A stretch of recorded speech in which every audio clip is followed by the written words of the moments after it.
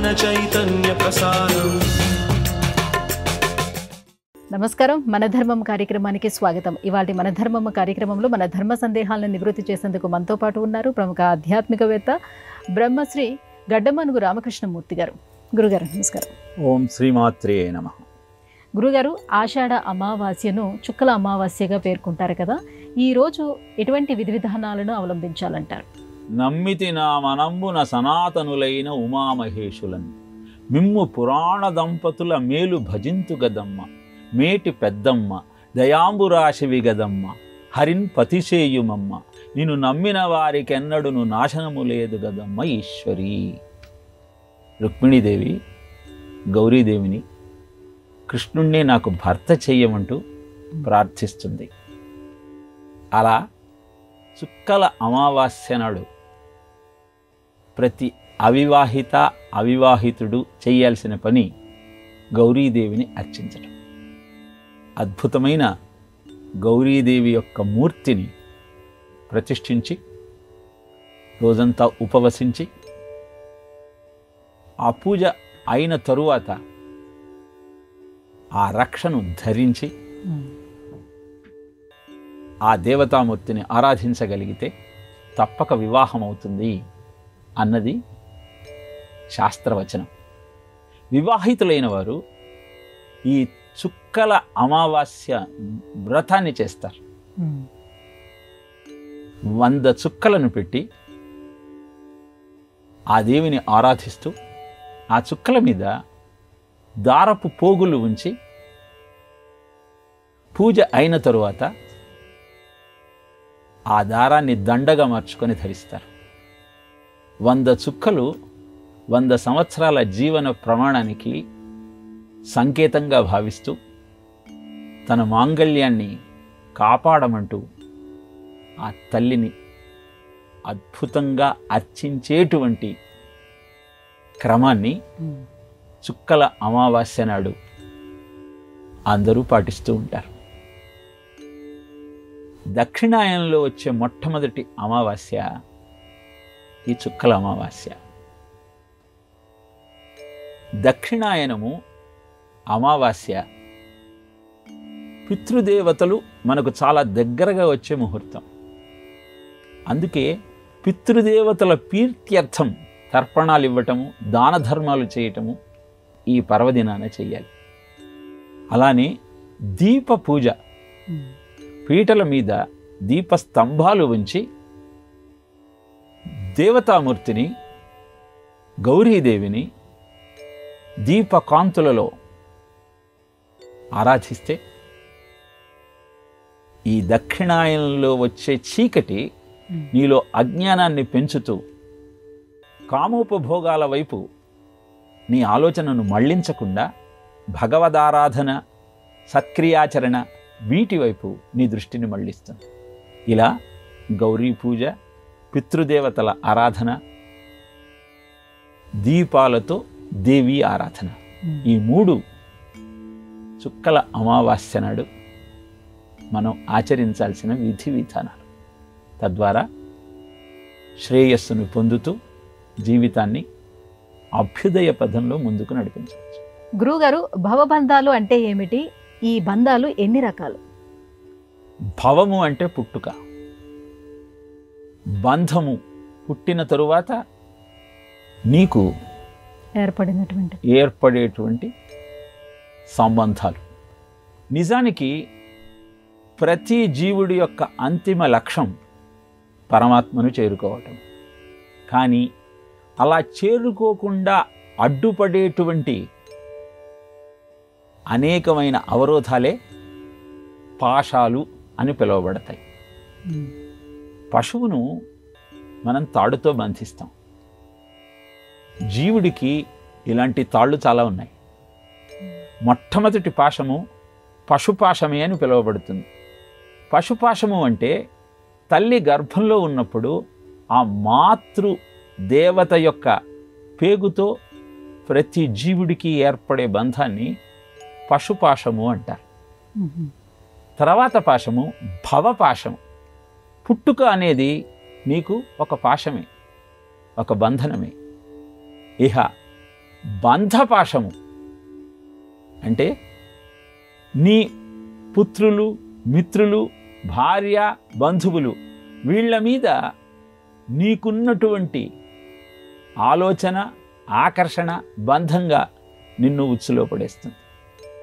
తర్వాత మోహపాశము, ఊహగలంగి జీవన పుటోలమునంబడి మహామోహలతా నిబద్ధ పదమున్ విడిపించుకొనంగలేక సందేహము బొందు దేహి క్రియన్ దీన దశన్ గజముండే దురంత దంత పరిఘట్టిత పాద కురగ్ర శల్యమై అంటూ ఆ జీవుడికి సంకేతంగా ఏనుగుని చెబుతూ మోహపాశంలో చిక్కుకున్నటువంటి జీవుడిలాగా ఏనుగు బాధపడుతోంది అని తెలియజేస్తాడు గజేంద్ర మోక్షం భాగవతంలో.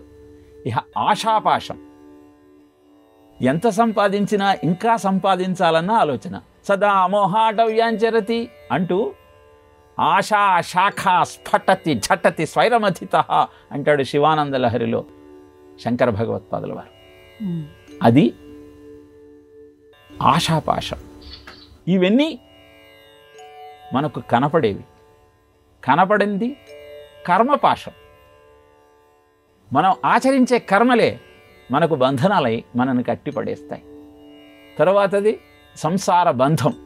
సంసారంలో చిక్కుకొని నీ నిత్య నైమిత్తిక కర్మలను ఆచరించకుండా నీ విద్యుక్త ధర్మాన్ని మరిచిపోతూ ఆ ఉచ్చులో చిక్కుకొని నీ జీవితాన్ని దుర్భరంగా మర్చుకుంటావు.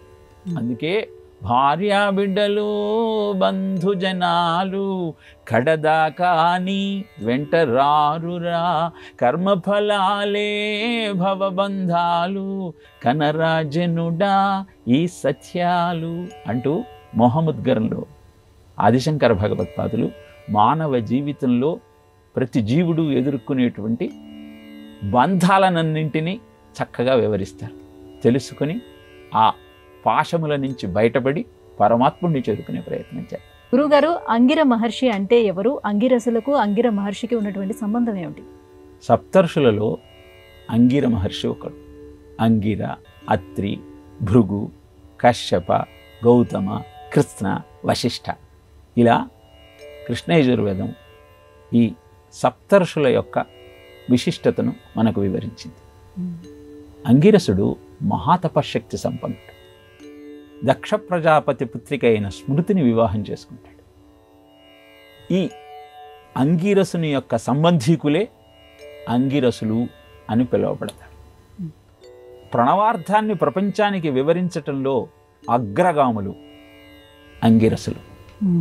ఋగ్వేదంలో చెప్పబడిన అనేక అనువాకములు, మంత్రములు వీరు ప్రసాదించినవే. మహాతపశక్తి సంపన్నుడైన అంగిరసుని యొక్క తేజస్సు కంటే గొప్ప తేజస్సును పొందాలన్న ఆలోచనతో అగ్ని తపస్సు చేస్తాడు. కానీ అంగిరస మహర్షి యొక్క తేజస్సు ముందు నిలవలేక అంగిరస మహర్షి దగ్గరకు వెళ్ళి, స్వామి, మీ తేజస్సుతో సమానమైన తేజస్సును ఎన్నటికీ నేను పొందలేను. మీరే ప్రథములు, మీ తరువాతనే నా తేజస్సు అని సాగిలబడి నమస్కారం చేస్తాడు. కృపతో, వాత్సల్యంతో అగ్నిని తన పుత్రుడిగా స్వీకరించి అనునయిస్తాడు అంగిరస మహర్షి. శౌనకాది మహామునులకు బ్రహ్మజ్ఞానాన్ని ఉపదేశించిన వారు అంగిరస మహర్షి. ఇలా భారతదేశం ఋషిపీఠం. తపస్సు ఋషుల యొక్క నిత్యకృత్యం. తపస్సు ద్వారా ప్రతి వారిలో ఉద్భవించేటువంటి తేజస్సు యొక్క మాహాత్యాన్ని అంగిరస మహర్షి వృత్తాంతం ద్వారా మనం తెలుసుకోవచ్చు. నిత్య నైమిత్తిక కర్మలను ఆచరిస్తూ సత్కర్మాచరణ ద్వారా సజ్జన సాంగత్యంతో జీవితాన్ని అద్భుతంగా మలుచుకుంటూ ఏ విధంగా శ్రేయోప్రదంలో ప్రయాణం చేయాలో తెలియజెప్పేటువంటి మహానుభావులే ఈ ఋషులు. వారికి ప్రతినిత్యం నమస్కరిస్తూ వారి వారసులమైన మనం ఆ వారసత్వాన్ని నిలబెట్టుకుంటూ ఆ తపశక్తితో తేజస్సును పెంచుకుంటూ ఊర్ధ్వముఖంగా మన ప్రాణశక్తిని పైకి ప్రయాణం చేయిస్తూ జీవితాన్ని ఆనందంగా గడిపే ప్రయత్నం చేద్దాం. గురుగారు, ఒకే కథను అనేక పురాణాలలో అనేక విధాలుగా చెప్పడానికి కారణం ఏమిటి? ఈ కాలమంతా యుగము, చతుర్యుగము, మన్వంతరము, కల్పము అని విభాగించబడింది. 4 యుగాలైతే ఒక చతుర్యుగం, 72 చతుర్యుగాలైతే ఒక మన్వంతరం, 14 మన్వంతరాలైతే ఒక కల్పం. ఈ కల్పం బ్రహ్మదేవుడికి ఒక పగలు, ఇంకొక కల్పం రాత్రి. 2 కల్పాలైతే బ్రహ్మదేవుడికి ఒక రోజు. అనంతమైన ఈ కాల ప్రవాహంలో భగవంతుడి అవతారాలన్నీ మళ్ళీ మళ్ళీ ఆవిష్కరింపబడుతూ ఉంటాయి. ధర్మ సంస్థాపన జరుగుతూ ఉంటుంది. ఈ క్రమంలో అనేకమైనటువంటి వృత్తాంతాలు, కథలు వినేటప్పుడు కథలో కొన్ని భేదాలు కనపడుతూ ఉంటాయి. మహాభారతంలోని అరణ్య పర్వంలో కుంభకర్ణుణ్ణి సంహరించింది లక్ష్మణుడు అని చెప్పబడుతుంది. అదే రామాయణంలో శ్రీరాముడే కుంభకర్ణుణ్ణి సంహరించాడు అని వివరిస్తాడు వాల్మీకి మహర్షి. మరి మహాభారతంలో లక్ష్మణుడు కుంభకర్ణుణ్ణి సంహరించాడు అని చెప్పినవాడు మార్కండేయ మహర్షి, అంటే కల్పాంత జీవి. ప్రాగ్బ్రహ్మ కల్పే జనుషాం చ పరాయుషాంచ సుప్త ప్రబోధన సమాస్తి తదాపి కాలే అని నారాయణీయంలో బ్రహ్మదేవుడు నిత్యము సృష్టిని చేస్తూ కల్పమైన తరువాత నిద్రిస్తూ మళ్ళీ కల్పాన్ని ప్రారంభిస్తూ ఉంటాడు. కానీ మార్కండేయుడు లాంటి కల్పాంత జీవులు దాన్ని గమనిస్తూ ఉంటారు అని చెప్పిన కారణాన కల్పాంత జీవి అయిన మార్కండేయుడు ఇంకొక కల్పంలో జరిగిన కథను మనకు తెలియజేశాడు అని భావిస్తారు. అలా భారతంలో పరీక్షిన్ మహారాజు తక్షకుడి కాటు నుంచి తప్పించుకోవటం కోసం ఒంటి స్తంభము మేడని నిర్మించుకున్నాడని చెప్తే, భాగవతంలో ప్రాయోపవేశం చేయటానికి గంగా తీరానికి వెళ్ళాడని చెబుతారు. అనేకమైన కథా భేద సంవిధానాలు కనపడ్డా తెలుసుకోవలసిన సత్యము ఋషి హృదయాన్ని గమనించటం. ఏ ప్రయోజనాన్ని ఆశించి ఏ ధర్మాన్ని వివరించటం కోసం ఆ పురాణ కథ చెబుతున్నాడో మనం తెలుసుకోగలిగితే కథలో కనపడే భేదము పెద్దగా మన మీద ప్రభావితం చూపించదు.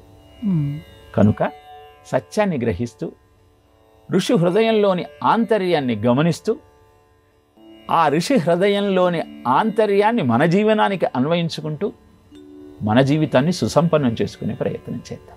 గురుగారు, నటేశ నవ్వకం ఇది ఎవరు రచించారు? దీని ప్రత్యేకత ఏమిటి?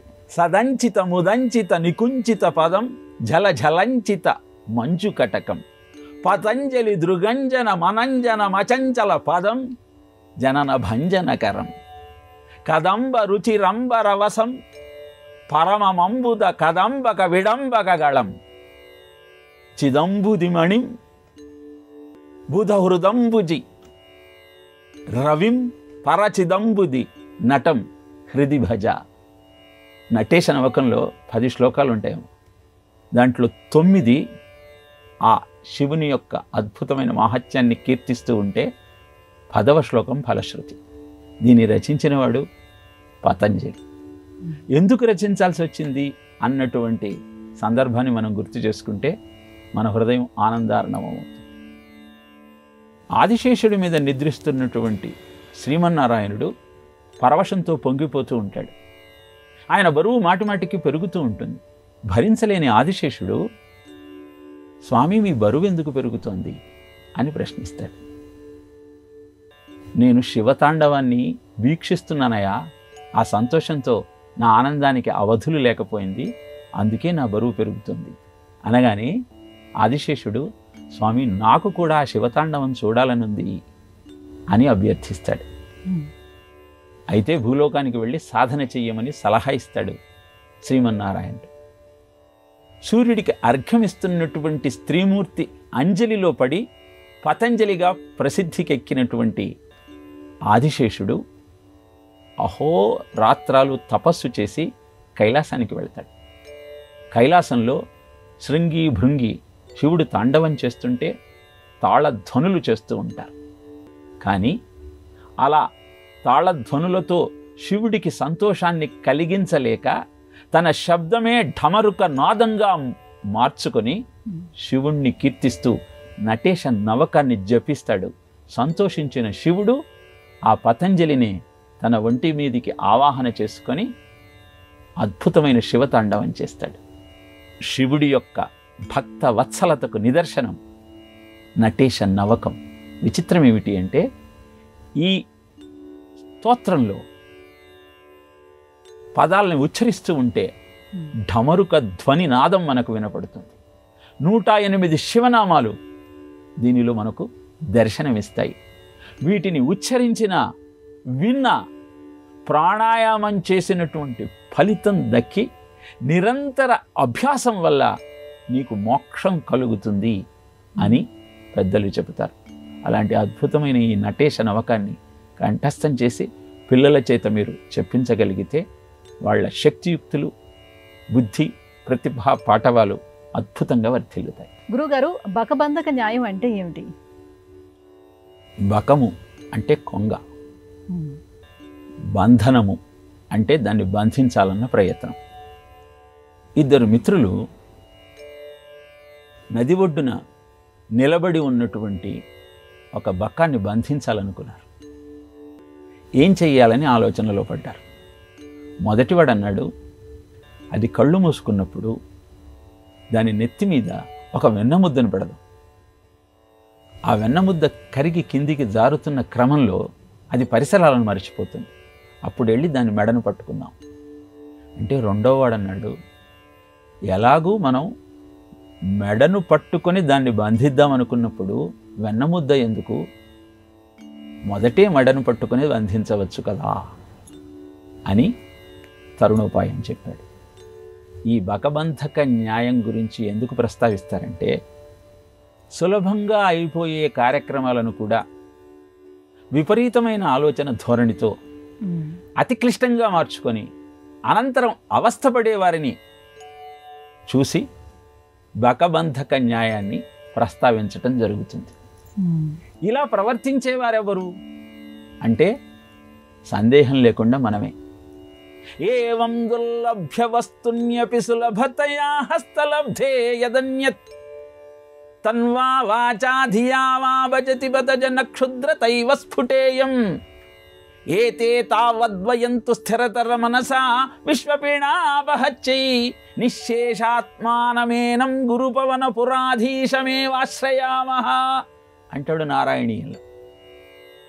ఆ సాక్షాత్తు పరబ్రహ్మమే గురువాయూపురంలో బాలకృష్ణుడిగా ప్రతివారిని కటాక్షిస్తూ ఉంటే ఎంతో తపస్సు చేసినా లభించనటువంటి ఆనందము, మోక్షము ఆయనను ఆరాధించటం వల్ల దొరుకుతూ ఉంటే సులభంగా పరబ్రహ్మమే నిన్ను కటాక్షించటాని కోసం నీ కనుల ముందుకు వస్తే దాన్ని విస్మరించి ఐహిక భోగాలలో పడి ఆయనకు నమస్కరించాలన్న ఆలోచన కూడా నువ్వు చేయటం లేదే. ఇది ఎంత శోచనీయము.